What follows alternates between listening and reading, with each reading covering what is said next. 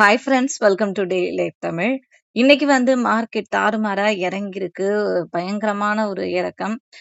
22,000க்கு கீழ வந்துடுச்சு. ஸோ வந்துட்டு அதுக்கப்புறம் திருப்பியும் கொஞ்சமா இதுவாகி மறுபடியும் அந்த ஒரு 600க்கு மேல கிட்ட போயிருச்சு. ஸோ இவ்ளோ பெரிய இறக்கம் இந்த வார்னால தானா? இது இன்னும் எந்த அளவுக்கு போக போகுது? இப்படி பேசலாம். அருள்ராஜன் சார் இருக்காங்க. வணக்கம் சார். வணக்கம் சார். இன்னைக்கு மார்க்கெட் பயங்கரமான ஒரு இறக்கம் பார்த்துருப்பீங்க. ஸோ இன்னைக்கு ஒரு 3 நாள் கொஞ்சம் ஏறுச்சு.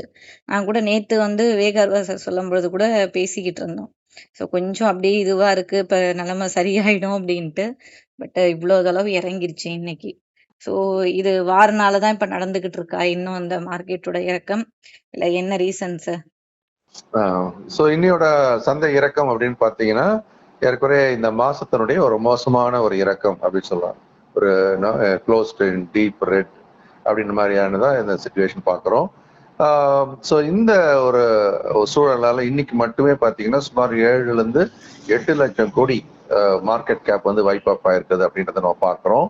இன்னைக்கு நிப்டி மட்டுமே பார்த்தீங்க அப்படின்னா 663 புள்ளிகளுக்கு இறங்கி இருக்குது. அது 2.79%. சென்செக்ஸும் பார்த்தீங்கன்னா 1735 புள்ளிகளுக்கு இறங்கி இருக்கிறத நம்ம பார்க்குறோம். ஏறக்குறைய இந்த இறக்கங்கள் அப்படின்றது வந்து இந்த நிப்டியினுடைய இறக்கத்தை தாண்டி முக்கியமான எல்லாமே மிட் கேப் கூட பார்த்தீங்கன்னா 2.4% இறக்கத்தை நம்ம பார்க்குறோம். இதுலேயும் குறிப்பா இந்தியா விக்ஸ் அப்படின்னு சொல்லக்கூடிய வாலட்டாலிட்டி இண்டெக்ஸ் அப்படின்றது மிகப்பெரிய அளவில் இன்னைக்கு ஒரு கிட்டத்தட்ட 17% என்ற அளவுக்கு கூடி இருக்கிறத நம்ம பார்க்குறோம். இந்த ஒரு சூழலுக்கான முக்கியமான காரணம் அப்படின்னு பார்க்கும்போது எல்லாமே வந்து குரூட் ஆயிலுடைய விலை ஏற்றம் அப்படின்றதுதான் எல்லாமே சுத்தி அங்கதான் வந்து நிக்குது. கிட்டத்தட்ட பாத்தீங்க அப்படின்னா குரூட் ஆயிலோட பிரெண்ட் குரூட் வந்து $116 மேல வியாபாரம் ஆகக்கூடிய சூழ்நிலை இருக்கிறத நம்ம பார்க்கிறோம். இந்த குரூட் ஆயிலுடைய ஏற்றம் என்பது அப்படின்றது ஏன் எந்த அளவுக்கு இப்போ திடீர்னு அதிகமாயிடுச்சு அப்படின்னு ஒரு கேள்வி வரும்போது முக்கியமான இந்த போரினுடைய தாக்கம்ன்றது எப்படி பரவி போச்சு இன்னைக்கு அப்படின்றத பார்க்க வேண்டியிருக்கு. குறிப்பா ஈரானோட எண்ணெய் வளங்கள் மீது அப்படின்னு பார்த்தீங்கன்னா யுஎஸும் வந்து அதே மாதிரி இஸ்ரேலும் சேர்ந்து என்ன பண்ணாங்க, அவங்களுடைய சவுத் பார்ஸ் கேஸ் ஃபீல்டு மேல பெரிய அளவுல தாக்குதல் நடத்தி அங்க பெரிய அளவுல இழப்பை ஏற்படுத்தி இருக்கிறாங்க. ஸோ இந்த ஒரு கேஸ் அப்புறம் ஆயிலினுடைய இன்ஃப்ராஸ்ட்ரக்சர் அவங்க தாக்க ஆரம்பிச்சதுனால அடுத்து ஈரானும் என்ன பண்ணாங்க, பதிலுக்கு சவுதி அரேபியாவுடைய அந்த அராம்ஸ்கோ அப்படின்னு சொல்லக்கூடிய மிகப்பெரிய ஒரு ரிஃபைனரி இருக்கு யான்பு அப்படின்னு ஒரு இடத்துல. ஸோ அது மேலேயும் தாக்குதல். அதே மாதிரி மிகப்பெரிய கேஸ் வளம் கொண்ட கத்தார் அதனுடைய ராஸ் லெஃபான் அப்படின்ற ஒரு ஃபெசிலிட்டி மேலேயும் தாக்குதல் நடத்தியிருக்கிறாங்க. கூடவே ஹார்மோஸ் அப்படின்னு சொல்லக்கூடிய ஸ்ட்ரெயிட் ஆஃப் ஹார்மோஸ் சொல்லக்கூடிய கல்ஃப்ல இருந்து வரக்கூடிய ஆயில் வெளியில வரக்கூடிய வழித்தடத்தையும் தடுத்து வச்சிருக்காங்க. இது எல்லாமே சேர்ந்து என்ன பண்ணிடுச்சு, மிகப்பெரிய அளவில் ஒரு பெரிய தாக்கத்தை வந்து இப்போ எண்ணெயோட விலையில ஏற்படுத்திருக்கு. குரூட் ஆயில் விலை இப்போ குரூட் ஆயில் ஒரே நாள்ல அப்படின்னு பார்த்தீங்கன்னா மிகப்பெரிய அளவில் ஒரு ஜம்ப் அடிச்சிருக்கு. ஸோ இந்த ஜம்ப் அப்படின்றது மிக முக்கியமான ஒரு காரணமா நம்ம பார்க்க வேண்டியிருக்கு. இதனால என்ன மாதிரியான தாக்கங்கள்லாம் வரலாம் அப்படின்னு அடுத்தடுத்த கட்டத்துல நம்ம யோசிக்கும் போது முதல் விஷயம், ஒவ்வொரு $10 அப்படின்ற ஏற்றம் அப்படின்றதும் முக்கியமா இந்தியாவை பொறுத்த வரைக்கும் 0.5% அப்படின்னு சொல்லக்கூடிய வகையில கரண்ட் அக்கௌண்ட் டெபிசிட்டை ஜாஸ்தி பண்ணும் அப்படின்றது ஒரு முக்கியமான விஷயம். கரண்ட் அக்கௌண்ட் டெபிசிட் சொல்லும் போது நம்முடைய டாலருடைய தேவை, என்னுடைய பற்றாக்குறை அப்படின்னு நம்ம எடுத்துக்கணும். ஸோ அந்த பற்றாக்குறை வந்து மிக அதிகமாக மாறுவதற்கான வாய்ப்பு அதிகமா இருக்கு. இப்போ ஒரு $10 சொல்லும் போது ஏறக்குறைய இப்ப சமீபத்துல இருந்து பாத்தீங்கன்னா $65-70 இருந்து இப்ப $115 வந்தாச்சு இல்லையா?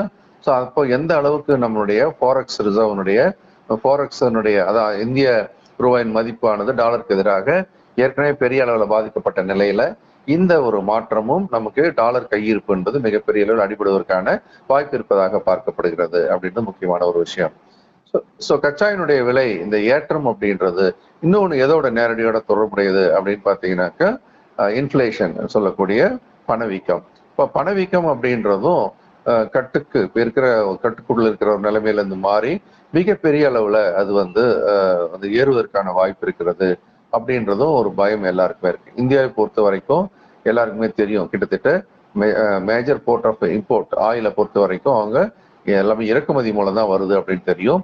ஸோ அதனால ஒன்று இந்த கச்சா எண்ணெய் விலை ஏற்றம் அப்புறம் டாலருக்கு எதிரான ரூபாயினுடைய வீழ்ச்சி, இது ரெண்டுமே சேர்ந்து இந்தியாவுக்கு வந்து மிகப்பெரிய அளவுல ஒரு பொருளாதாரத்தை பாதிக்கக்கூடிய ஒரு நிலைமையை நோக்கி போயிட்டு இருக்கோம்.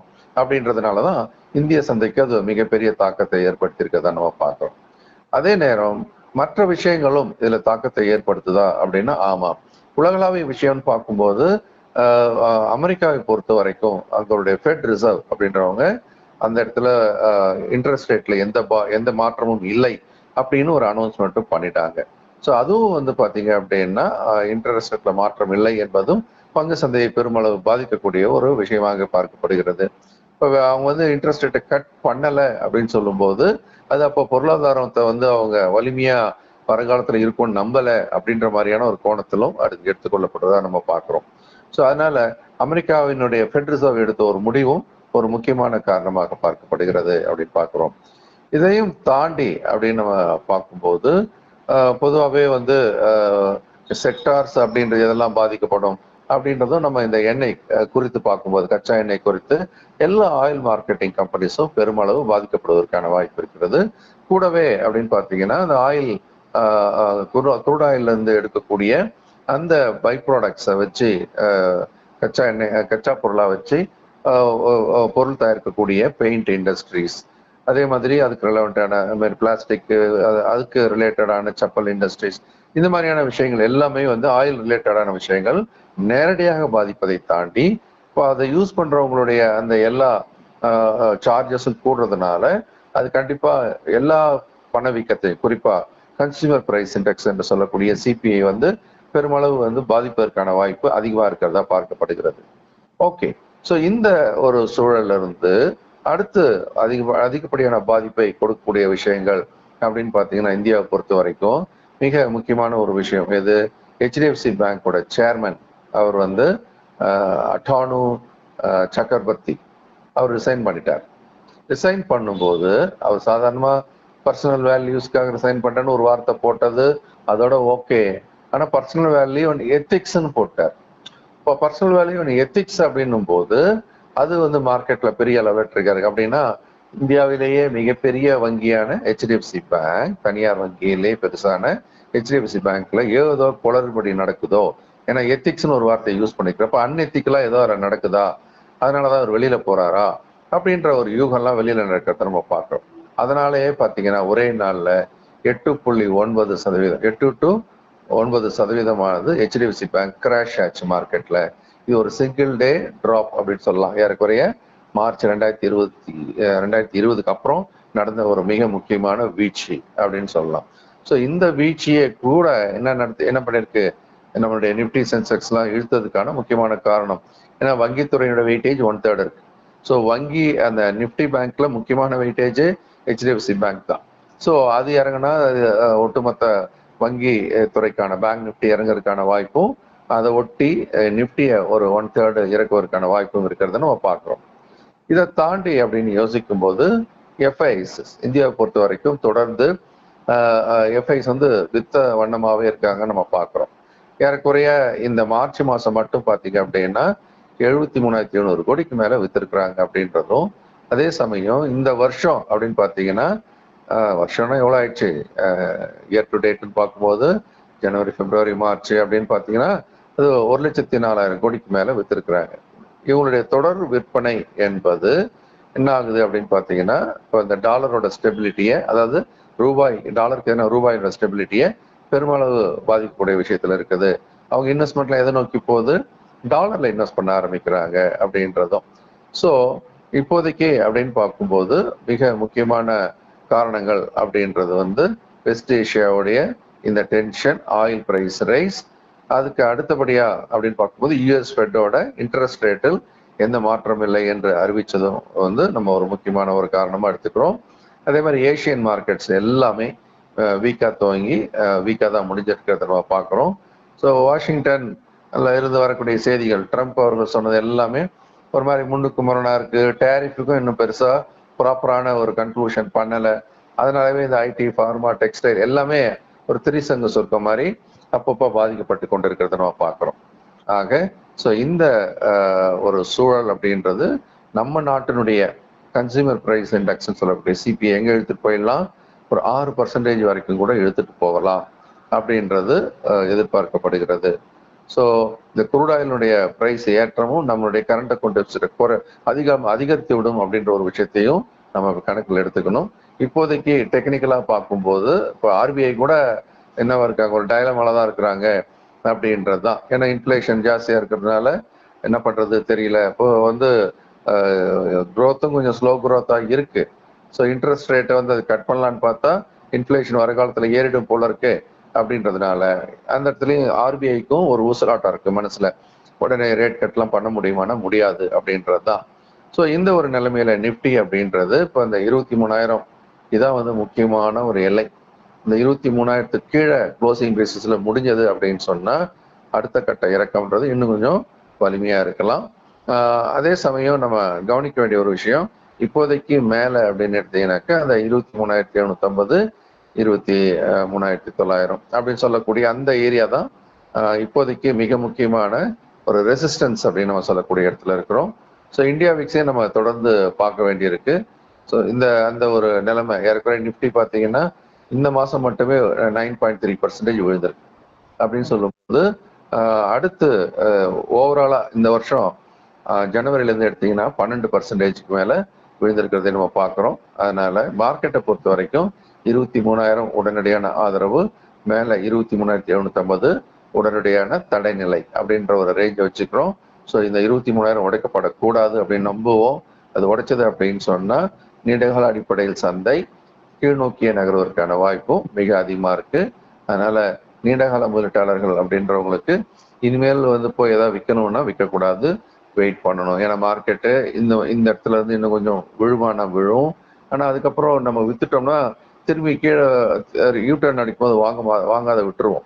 அதனால சிறு முதலீட்டாளர்கள், நீண்டகால முதலீட்டாளர்கள் இந்த நல்ல கம்பெனியில முதலீடு பண்ணியிருந்தீங்கன்னா இந்த காலகட்டத்தை ஒரு 6 மாசம் கடந்து போகணும் அப்படின்றதும் குறுகியகால முதலீட்டாளர் நம்ம முதல்ல இருந்தே சொல்லிட்டே வரோம் இல்லையா, ஒவ்வொரு ஏற்றத்தையும் பயன்படுத்தி பங்குகளை பணமா மாத்துங்க அப்படின்னு சொல்லியிருக்கோம். ஏன்னா கேபிட்டல் இஸ் இம்பார்ட்டன்ட் ஸ்விங் ட்ரேடை பொறுத்த வரைக்கும். ஆக இப்போதைக்கு மார்க்கெட் இன்னும் வீக்கா தான் இருக்கு, இன்னும் வீக்கா இருக்கிறதுக்கான வாய்ப்பு இருக்கு. அன்லஸ் அதர்வைஸ் நம்ம வெஸ்ட் ஏஷியால ஒரு சீஸ்ஃபயர் வந்தாலும். Okay sir. ஸோ மார்க்கெட் இன்னைக்கு வந்து எதனால விழுந்திருக்கு? ஸோ நீங்க என்ன பண்ணணும் அப்படின்றது எல்லாமே சார் வந்து ரொம்ப விரிவா சொல்ட்டாரு. ஏன்னா என்னென்ன துறைகள் வந்து இதனால பாதிக்கப்படுது, நீங்க எப்படி ஜாக்கிரதையா இருக்கணும் அப்படின்றத ஒவ்வொன்னத்தையும் அவ்ளோ தெளிவா சொல்லியிருக்காரு. பார்த்து ஒரு 6 மாசத்துக்கு இருந்துக்கோங்க அப்படின்றத உங்களுக்கு வந்து நேரடியாவே சொல்லியாச்சு. சார் இப்போ இந்த சிச்சுவேஷன ஹேண்டில் பண்ற மாரி, இப்ப வந்து நெறைய பேர் புதுசா இருப்பாங்கல்ல சார், அவங்களுக்கெல்லாம் தெரியாது. ஸோ மார்க்கெட் எப்படி ஹேண்டில் பண்றது? நம்ம கிளாஸஸ்ல நம்ம வந்து எந்த அளவுக்கு இப்போ இத வந்து நம்ம அவங்களுக்கு கத்துக் குடுக்குறோம் அப்படின்றத சொல்லுங்க சார். என்ன கிளாஸ் வருது? கண்டிப்பா. ஏன்னா இப்போ வந்து நான் மார்க்கெட்டோட நிலவரத்துக்கு ஏற்ற மாதிரி போர்ட்ஃபோலியோவை வந்து எப்படி நம்ம மெயின்டைன் பண்ணணும், ரீபேலன்ஸ் பண்ணணும் அப்படின்றது முக்கியமான விஷயம். சந்தைக்கு புதுசாக வர்றவங்களுக்கு கவலை இல்லை. அவங்க இந்த பெரிய இறக்கம் வந்து அவங்களுக்கு பெரிய சாதகம். அதனால இந்த இறக்கத்தெல்லாம் பயன்படுத்தி அவங்க என்ன பண்ணலாம், கொஞ்சம் கொஞ்சமா அவங்க முதலீடை வந்து திட்டமிட்டு முதலீடு பண்ண ஆரம்பிக்கலாம். ஏற்கனவே வாங்கி வச்சவங்களுக்கு தான் கொஞ்சம் கஷ்டம். இருந்தாலும் அதை எப்படி கையாளணும், எந்தெந்த செக்டார்ஸ்லாம் வலிமையா இருக்கு, அதில் எந்த பங்குகள் வலிமை காட்ட வாய்ப்பு இருக்கு அப்படின்ற போது நம்ம கொஞ்சம் சுவிட்ச் ஓவர் பண்ணி இப்ப இருக்கிறதுல இருந்து வலிமையான பங்குகளுக்கு மாறுவதன் மூலமாக இது வந்து ஏற்கனவே வந்து இருக்கிற பங்குகள் வந்து வலிமையா இருந்தால் அதே வச்சுக்கலாம். இல்லைன்றதான் நம்ம இந்த மாதிரி கொஞ்சம் மாற்றம் செய்யணும்னு சொல்றோம். ஆக ஒரு போர்ட்போலியோ உருவாக்குதல், அதை மெயின்டைன் பண்றது 2 விதத்துல நம்ம பண்ணணும். ஒன்று ஃபண்டமெண்டல் அனாலிசிஸ் கத்துக்கிட்டு பண்ணணும், இன்னொன்னு எப்போ வாங்கலாம் விற்கலான்றத டெக்னிக்கல் அனாலிசிஸ் மூலமா முடிவு பண்ண முடியும். ஆக இந்த சந்தைக்குள்ள வரணும்னு நினைக்கிற எல்லா இன்வெஸ்டாருமே என்ன பண்ணணும், அவங்க வந்து தானாகவே போர்ட்போலியோ உருவாக்குவதற்கும் முடிவெடுக்க கற்றுக்கொள்ள வேண்டும். அதுக்கான பயிற்சி வகுப்பு தான் இந்த master the stock market program. இது திங்கள் முதல் வெள்ளி வரை இரவு 8லிருந்து 9 மணிக்கு ஆன்லைன் மூலமா நான் தான் தமிழ் எடுக்கிறேன். இது ஒரு 4 வார பயிற்சி. அதை தாண்டி வீக்கெண்ட் ப்ரோக்ராமா எஸ்எஃப்எல் சொல்லக்கூடிய நம்ம ஸ்டாக் மார்க்கெட் ஃபார் லிவிங், இந்த ப்ரோக்ராம் அப்படின்றது நம்ம வீக் டேஸ் தான் வச்சிருந்தோம். பட் நிறைய வேலைக்கு போறவங்க என்ன சொன்னாங்க, சார் எங்களுக்கு அட்டன் பண்ண முடியல, அதனால சாட்டர்டே சண்டே நீங்க வீக்கெண்ட்ல வைங்க, நாங்க வரோம் அப்படின்ற மாதிரி சொன்னாங்க. அதனால இந்த வீக்கெண்ட் சாட்டர்டே சண்டே 6:30 to 9:30 4 வார பயிற்சி. இது முழுக்க முழுக்க ஹண்டர் மெத்தடை நம்ம லேர்ன் பண்ண போறோம். எப்படி இன்ஸ்டிடியூஷன்ஸ் வாங்குறாங்க விற்கிறாங்கன்றத தெரிஞ்சுக்கிட்டு அந்த இடத்துல நம்ம வாங்குறது விற்கிறது பண்றது மூலமா நம்மளுடைய போர்ட்போலியோட ஸ்ட்ரைக் ரேட்டை இம்ப்ரூவ் பண்ணலாம். Okay sir. ஸோ இந்த கிளாஸஸ்ல நீங்களும் ஜாயின் பண்ணணும் அப்படின்னு நினச்சிங்கன்னா ஸ்க்ரீனில் இருக்க நம்பருக்கு காண்டாக்ட் பண்ணுங்க. இல்லைன்னா வாட்ஸ்அப் பண்ணால் கூட உங்களுக்கு டீட்டெயில்ஸ் கிடைக்கும். ஸோ இந்த சான்ஸை வந்து மிஸ் பண்ணாதீங்க. ஏன்னா வந்து மார்க்கெட்டோட சுச்சுவேஷன்ஸ் அப்படின்றது ரொம்ப மோசமாக இருக்குது. எனக்கு எல்லாமே தெரியும் அப்படின்னு நினச்சி இருக்கிற பணத்தெல்லாம் போட்டு அதுக்கப்புறம் லாஸ் ஆயிட்டதுக்கப்புறம் கஷ்டப்படாதீங்க. அதுக்கு நம்ம வந்து தெரிஞ்சுக்கிட்டு பண்ணுறது பெட்டர். Thank you sir. நன்றி, வணக்கம். ஓகே ஃப்ரெண்ட்ஸ், மறுபடியும் அடுத்த வீடியோவில் பார்க்கலாம்.